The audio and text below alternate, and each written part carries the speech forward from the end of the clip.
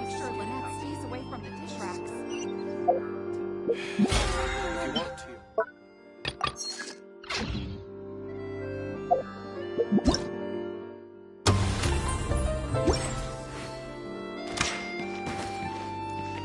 No time to lose.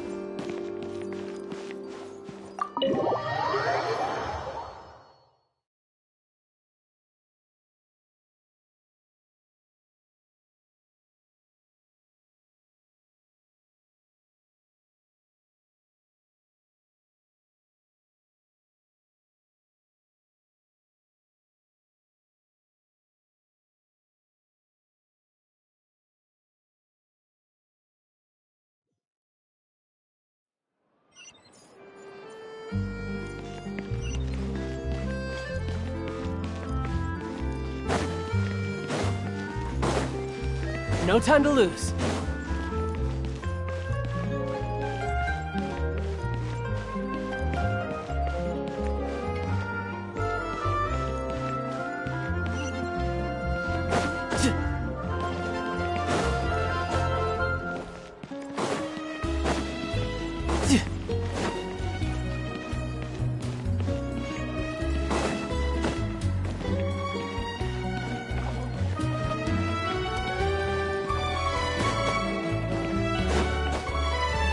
No time to lose.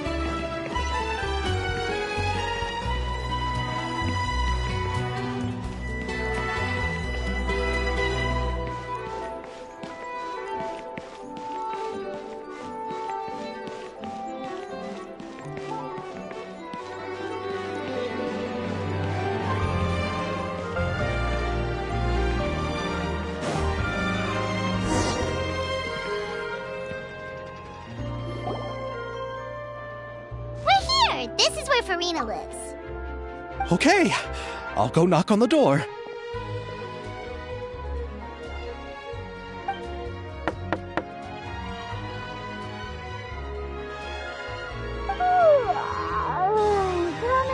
Coming. Seriously, who's knocking before afternoon tea?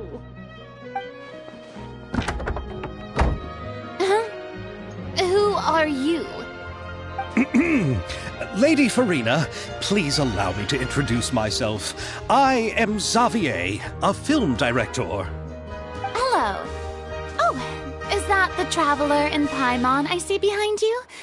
And who's this? I'm Chiori. Ah, the one from Chioria Boutique. Hello, hello. So, what are you all doing here? Do you need something? Did you just get up, Farina? It's already past noon, you know. Huh? Oh, Paimon means the weather is so nice in the afternoon and the sun is so warm. Just like how you make us feel. Sleeping in late is a really smart idea. No. I was just up late last night reading some novels.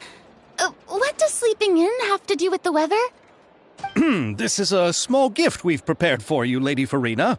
We hope you like it. No need to be so formal. I'm just a regular person like everyone else now. Oh, is this Fontinalia mousse?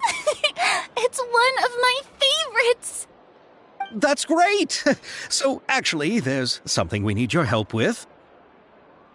Given your renowned passion and understanding of drama, I would like to ask that you serve as the director of our film crew. Oh, but didn't you just say that you're a director? Yes, but for this particular project, I'm mainly working as a producer. Besides, I'm sure that your understanding of the performing arts far surpasses my own, Lady Farina. Are the Traveler and Paimon also part of the film crew? Yep, we sure are. Paimon's the clapper loader and she's the camera operator. Camera operator? That can be a pretty technical job, and it directly affects the final quality of the film. Are you really up to it? No, I'm not questioning your abilities. It's just that I've never really seen you use a camera before. Maybe you can come up with a test for the Traveler and see for yourself. If she can satisfy you with her camera skills, then you'd have nothing to worry about and can join the team. What do you say? You sure are getting better at rolling with the situation, Paimon. Oh, I do wish to see how skilled the Traveler really is with a camera. Alright, how about this? We'll work with what we have. I'll give you some scenarios and see if your work is up to my standards. Very good. It's essential for the camera operator to understand the director's vision. I'll make my decision after seeing your work. Are you ready? I have high standards, you know. Okay, grab the camera and I'll give you a scenario.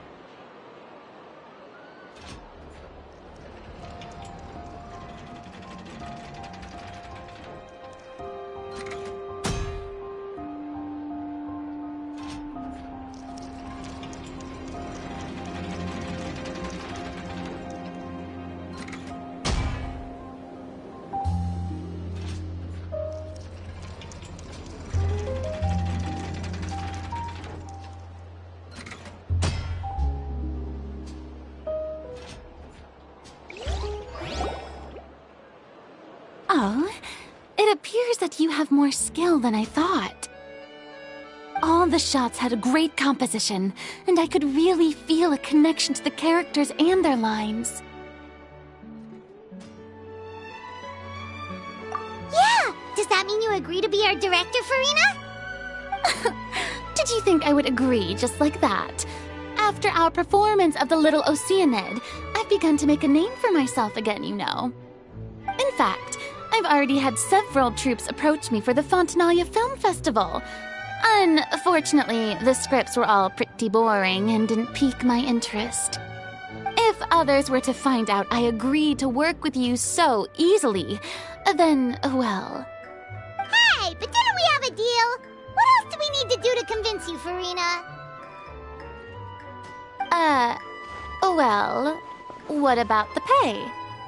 Huh? You know, how much you're willing to pay me to be the director? The pay is also an important factor for me to consider, you know. Well, I can offer you this much? What? That's all? If Nervilat were to hear of this, he could charge you with underpaying your labor. I'm sorry, but our crew is in a tight financial spot at the moment. I see. Well, even though it's highly unlikely now that I'll join your crew, there's still something I'd like to ask. Exactly what film are you planning to make? Oh, our script is an adaptation of The Two Musketeers. Huh? Wait, you mean the suspense thriller novel that was a #1 bestseller? Oh, so Farina's read it too. Of course I read it. I've always had a keen interest in artistic works that strike a chord with the populace. I see. It all makes sense now. You must have used most of the budget to pay for the copyright. Not really. The novel's author transferred the copyright to me practically for free once he heard that I wanted to make a film adaptation of the story. The lack of budget is due to another issue. He probably just wants to get his name out there. So, Mora isn't the most important thing to him right now. It reminds me of a delivery courier who wears one of my designs while traveling all across Teyvat. I didn't charge her much for the outfit either. The exposure she provides for my brand is well worth it. So, are you a big fan of this story, Farina? Well, it's all right.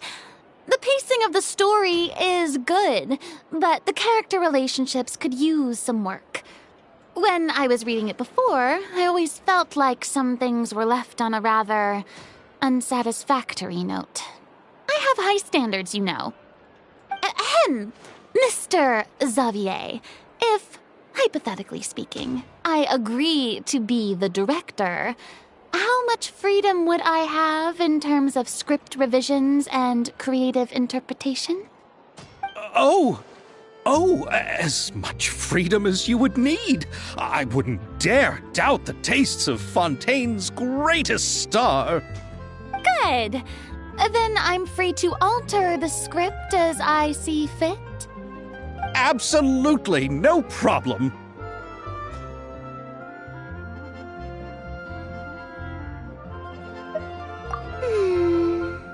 All right. It seems that your crew really can't go on without my care and direction. So, you agree? Yes, I agree. Although the pay is well below what someone of my caliber deserves, a great script calls for a great director. I mustn't let a perfectly good story be ruined due to lack of funds. If you have fine cheese and bread, you wouldn't just let it sit on the counter and get moldy just because you lack an oven, right? Oh, Hydro Archon above! I'm not dreaming, am I? Somebody pinch me. There's no more Hydro Archon, you know. And it's still a little early to celebrate. There's There's a lot that goes into shooting a film. Although the trickiest tasks of finalizing the script and casting the actors have already been taken care of, we'll still need to reserve filming locations. Not to say set up lighting and props. And by the way, since we'll be filming The Two Musketeers, we'll need to find an action choreographer. Ideally, a professional who has actual experience with muskets. Yes, I've thought about this as well. I was hoping that you might know someone who could handle the job. Me? If this was before, I could have simply asked Glorand. But it's already been some time since I last talked to her. Navia can also use firearms, but unfortunately, her style is quite different from that of the characters in the story. Could we ask the Special Security and Surveillance Patrol? Oh, you mean the Special Patrol's musketeers? Yes, that's right. They work with muskets every day. I can't think of anyone more qualified than them. They would be under Nervilette's jurisdiction. Unfortunately, I don't have any connection with them at all.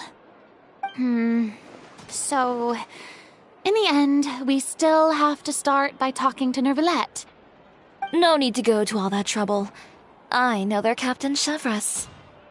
Oh, you do? Wait, Chiori, how do you know the captain of the Special Patrol's Musketeers? No particular reason.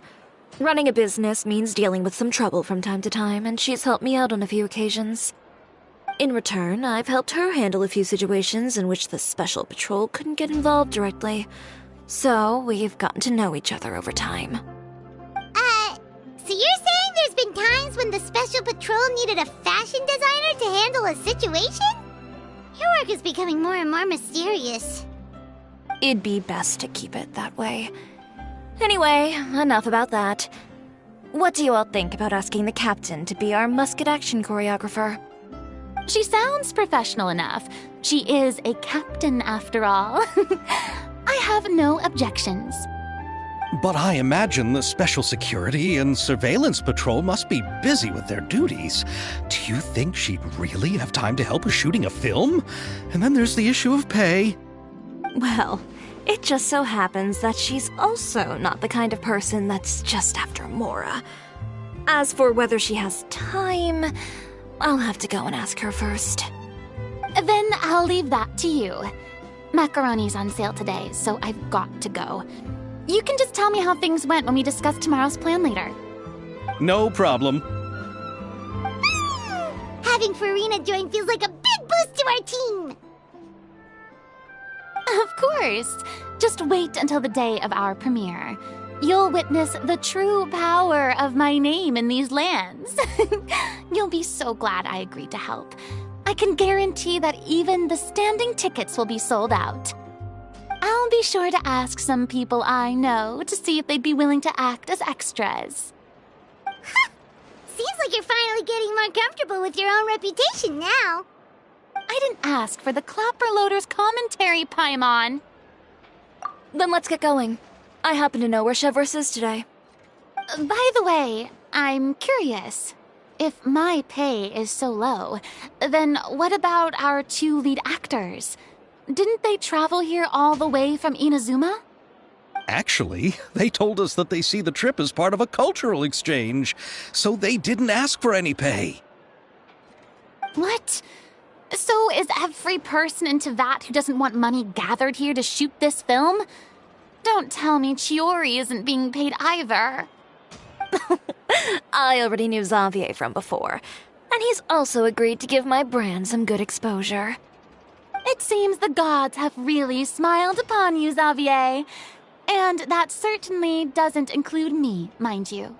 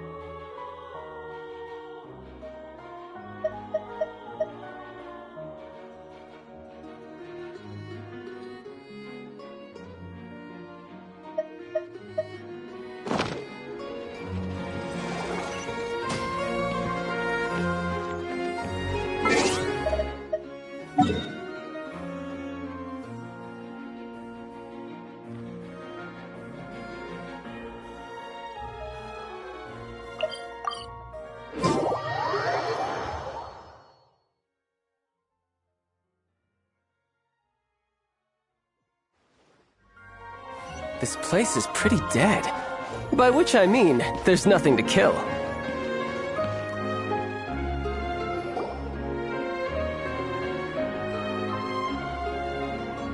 All right, this is the place.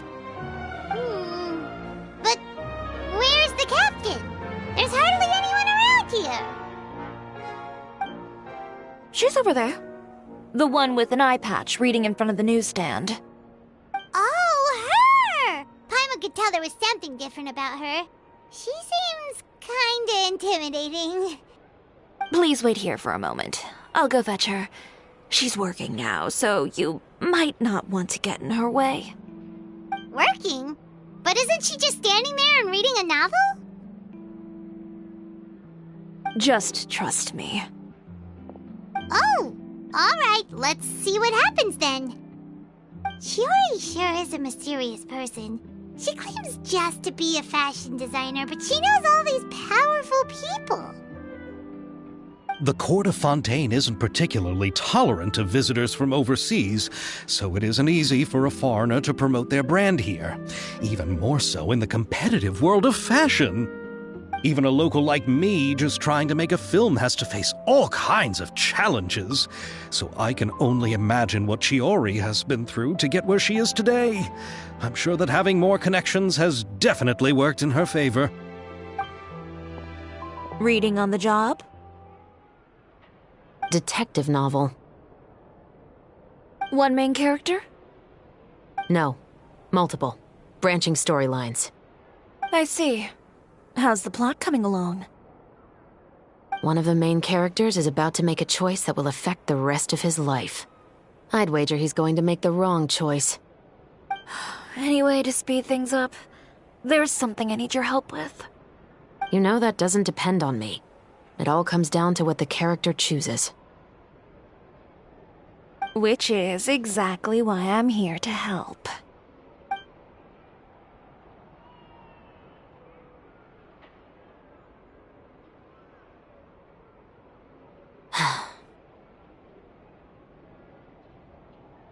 All right. It appears he made the wrong choice in the end. Halt! Huh? What's going on? Hand over whatever you're holding. Oh, it's just a book. I didn't buy anything else. Then I'm sure you wouldn't mind letting me have a look. Excuse me, officer. I don't mind you standing around here, not purchasing anything, but I'd prefer if you didn't disturb my customers. It's bad for business, you know. Don't give me that act. You won't be able to get off so easily either. I am Chevraz, captain of Fontaine's Special Security and Surveillance Patrol. I will say this one last time. Hand over whatever you're holding at once. And before you do anything unwise, let me remind you that I'll have you on the ground before you can even think about making a run for it. All right. I'll give it to you. But please let me say something first. If there's any contraband in that book, then the shopkeeper here is the one who slipped it in. I don't have anything to do with this. Why, you trying to leave me on the hook, huh? You were the one who said you wanted it. Save it for the interrogation room. Take them away, Letelier.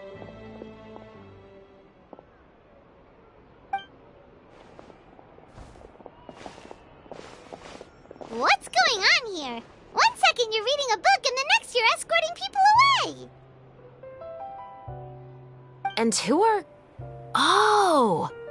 Aren't you the traveler who's been all over the papers recently? Chiori, I'm assuming what you wanted to ask me about has to do with them, right? Maybe I can let you in on what's happening then. Now that Vacher has been brought to justice, no new shipments of synth will be made and distributed to sellers. The Fontaine guards have been busy collecting the remaining synths still circulating on the market. Thanks to a tip from our reliable source here, this should be the very last batch. Oh, so you were pretending to read a book in order to catch the bad guys. Oh, Paimon almost forgot to introduce ourselves. Paimon is Paimon, and this is the Traveler and Xavier. Hey, I'm Chevraz. You probably already heard me introduce myself, so I won't bother repeating it. Yeah, why didn't you make a move as soon as you had the chance? Were you worried that my intel wasn't accurate? No, I wanted to see if the shopkeeper would turn himself in first. All he had to do was come up to me and say that he didn't know where the synth had come from. If he did that, then I wouldn't have had to press charges on him. He had the whole day to turn the synth over to Chevreuse. But instead, the moment I came up and blocked Chevreuse's line of sight, he took the opportunity to sell it off. Yep, he made the wrong choice, even though the right choice was right there in front of him. But you knew they wouldn't make the right choice. Yeah, I knew. I was just hoping I'd be wrong for once. Enough about that, though. What did you want to ask me about? Oh, you see, it's like this.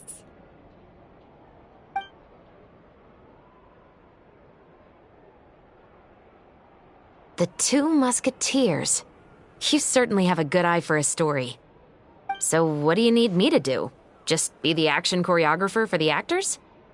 Yes, that's right. I want to make sure we get all the details right. I want the actor's posture and understanding of firearms to be as realistic as possible. However, I'm afraid this work will require a bit of your time, since you'll have to be present whenever we're filming. Also, as for the pay... No need to say any more. I'll join.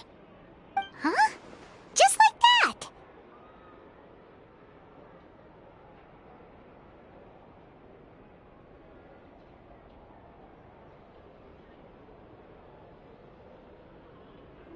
What Bullchecker is really saying...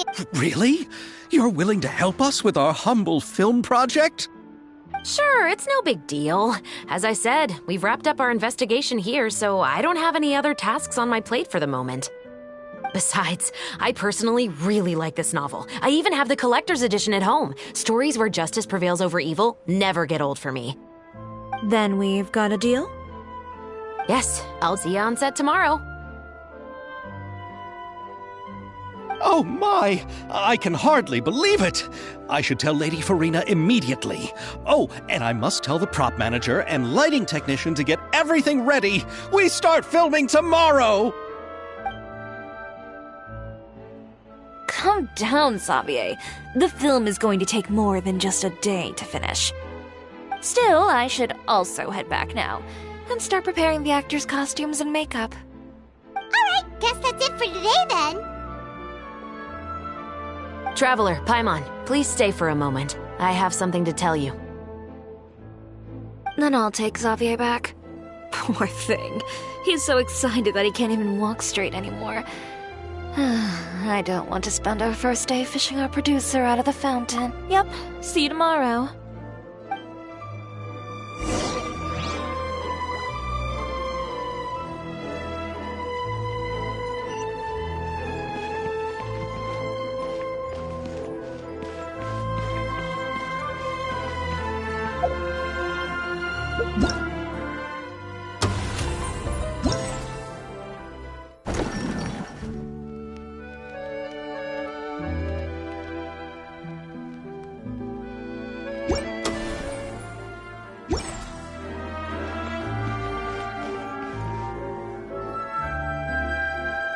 So what did you want to tell us, Chevreuse?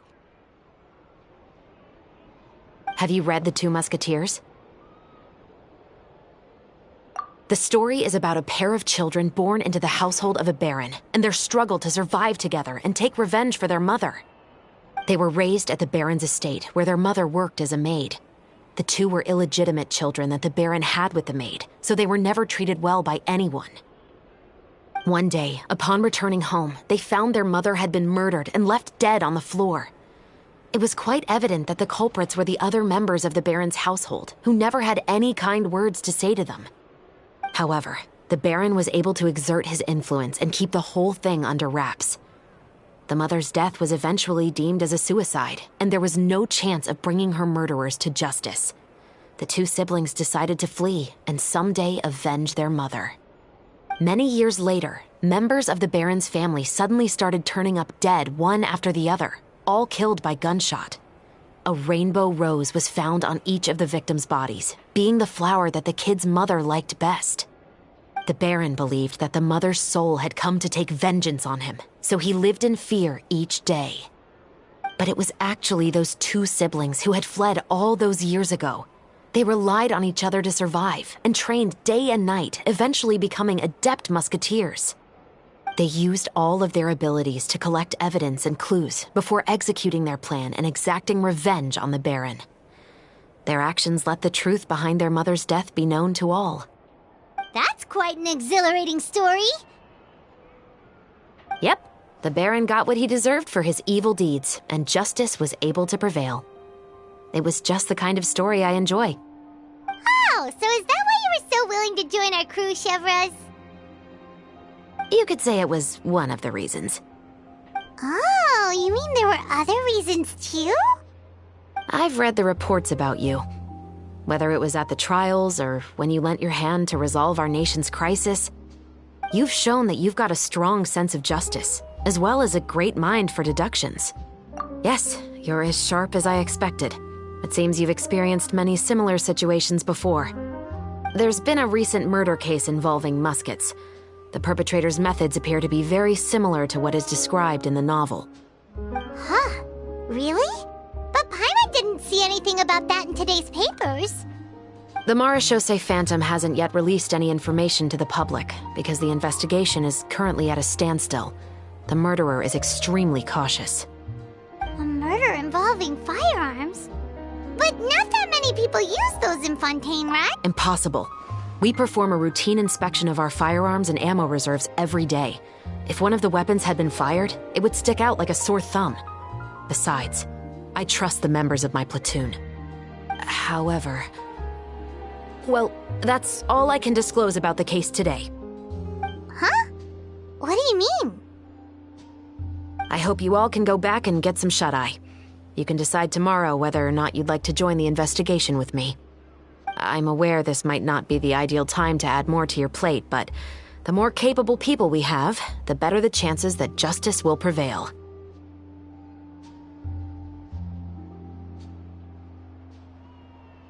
Carrying out investigations isn't actually supposed to be our responsibility.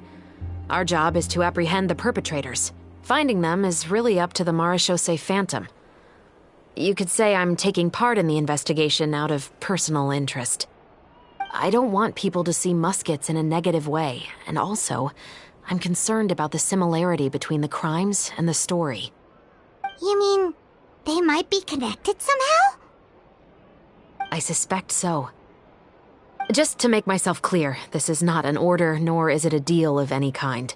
It's a request, nothing more.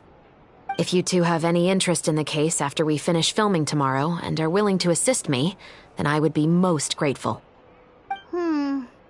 What do you think, Traveler?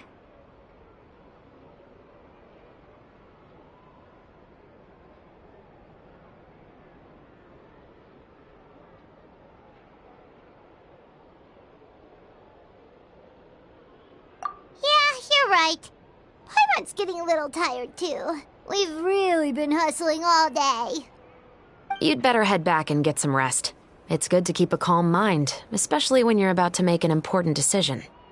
Otherwise, when the moment comes, you might end up like that shopkeeper and not even realize that the right choice is right there in front of you.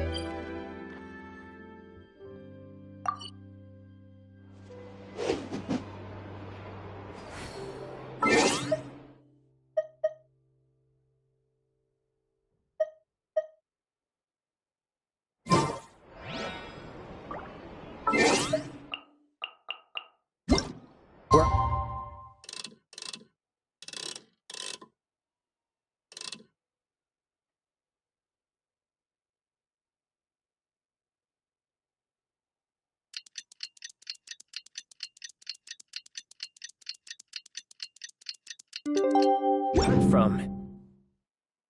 We didn't keep... It's finally time to meet up with everyone! Paimon even dreamt of making the film last night. If Paimon remembers right, we're meeting at Hotel de Boer. Let's get going!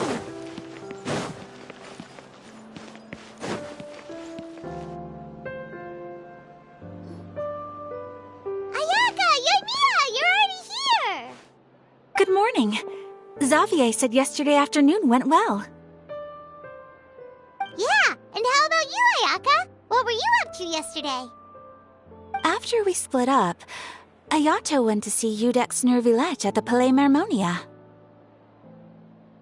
I was originally thinking of going with him, but he said he could manage it himself. He told me to go see the sights around Fontaine and to enjoy the local culture. So I rode the aquabus with Yoimiya and visited the opera house on Aranias Island. Yeah, you wouldn't believe what we saw there! 2 mechanical puppets that were dancing together! You've already seen them, right? Yeah, those two! Amazing, aren't they? We sat and watched for quite a while. It was mesmerizing, like we could keep watching them forever. Oh, it was the same for us the first time we saw them, too! Afterwards, we went swimming at the beach! Well, diving, to be exact. It was the first time I ever breathed underwater! I held Ayaka's hand and we counted down together. 3, 2, 1, and then splash! We were beneath the waves.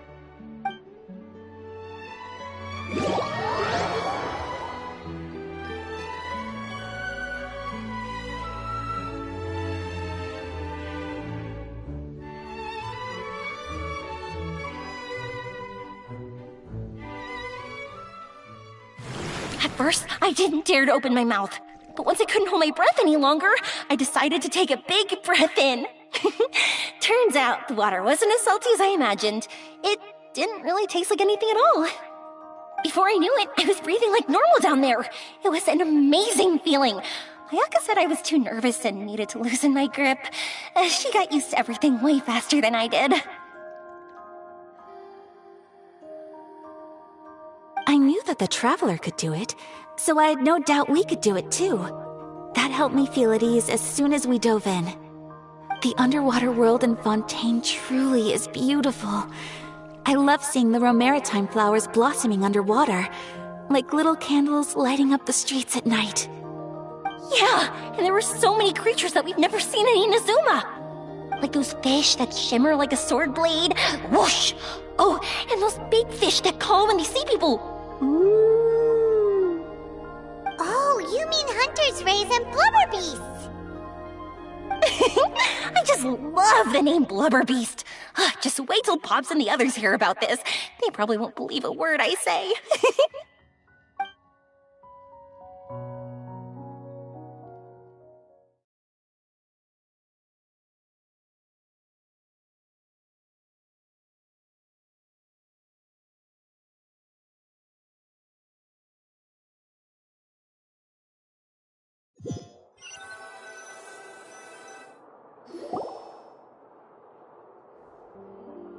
Yoimiya was down there for quite a while. It was dark before we finally rode the aquabus back to the city. I figured she'd want to sleep in today. Yeah, even I was worried that I wouldn't be able to get up.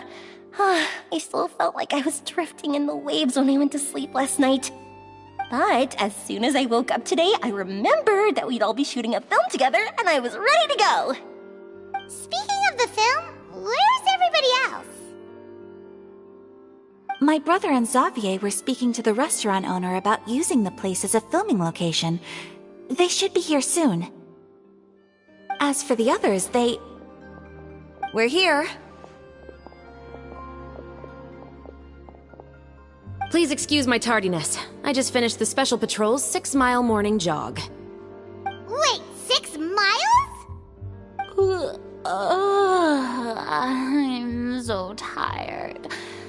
I heard you all chatting, so I decided to come down. I sure could use some of that endless energy everyone else has. Good morning, everyone. Morning. Can someone fetch me a cup of coffee? More milk, hold the sugar. Sure, I'd be happy to do that for you. No, you can't go anywhere. Please, have a seat over here so I can get started on your makeup. The last thing I want is coffee stains on my costumes. I can get the coffee. It's the perfect job for an assistant.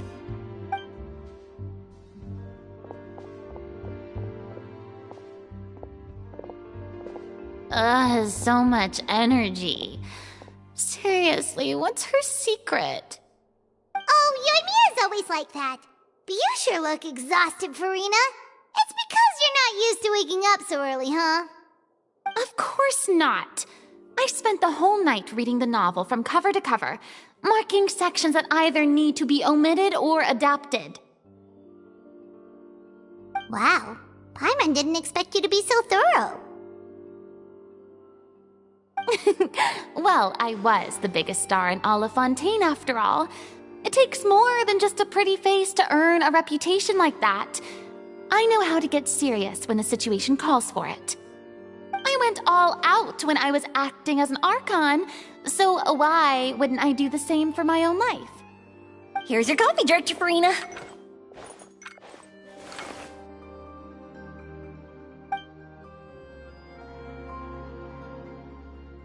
Oh, thank you.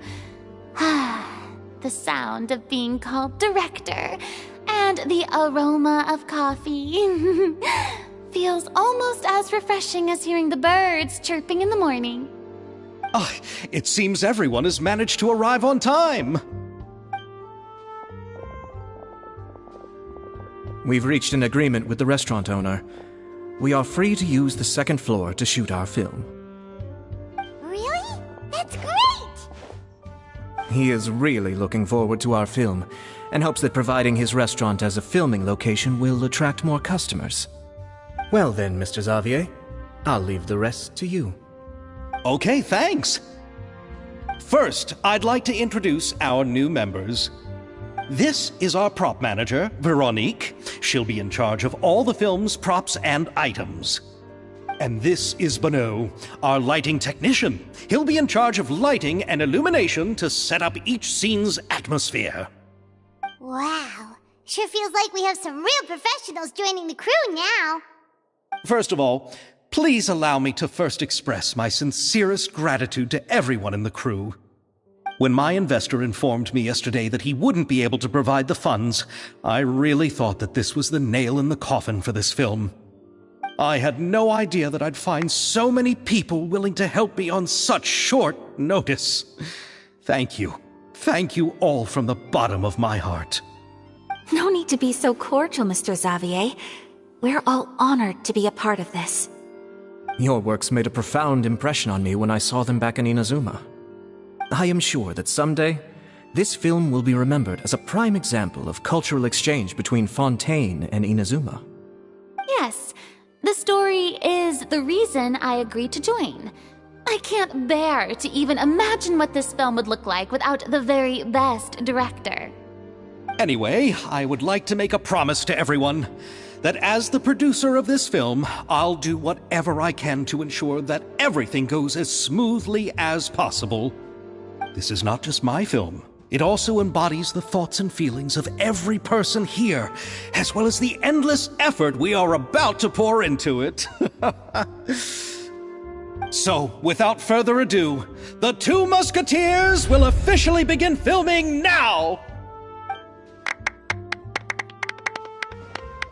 You may take it from here, Director Farina. All right, listen up, everyone.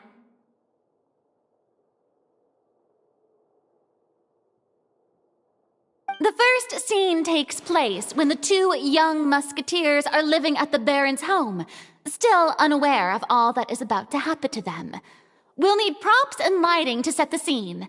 Our lead actors can go get their makeup done, and extras, please take this time to go over your positions. Whoa, seems Farina's really kicking things into gear as the director. Is everyone clear? I don't want anyone traipsing around the set like umbrella finches. All right, cameras will start rolling as soon as the set is ready. Let's make a film that'll make some serious waves in Fontaine. Not the kind of waves that drown people. I mean, the good kind of waves. Seems like she's still a bit traumatized by that. Anyway, let's go see if there's anything we can do to help.